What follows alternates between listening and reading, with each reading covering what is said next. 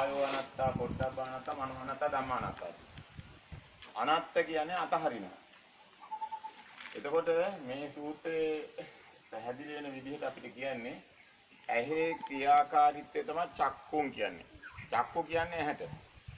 චක්කුම් කියන්නේ ඇහි පෙනීමට. දැන් මේ පෙනීමටත් පෙනෙන දෙයකත් මේ අපි කැමති වෙන්නේ. අන්න ඒක අතහරින්නලු.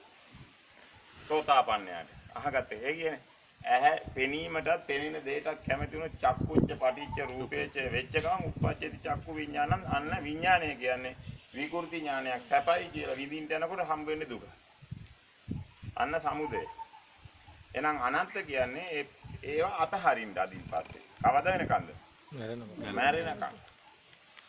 මැරෙනකන්. එතකොට ඇහැට කනට නාසයට ගෝචර වෙන අජ්ජත් බාහිර රූප සද්ද ගන්ධ රස පොට්ටබ්බ ධම්ම.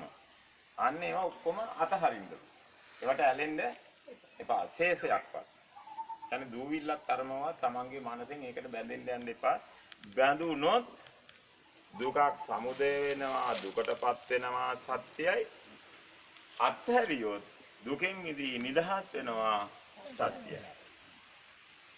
අන්න ඒකද. එතකොට මොකද්ද?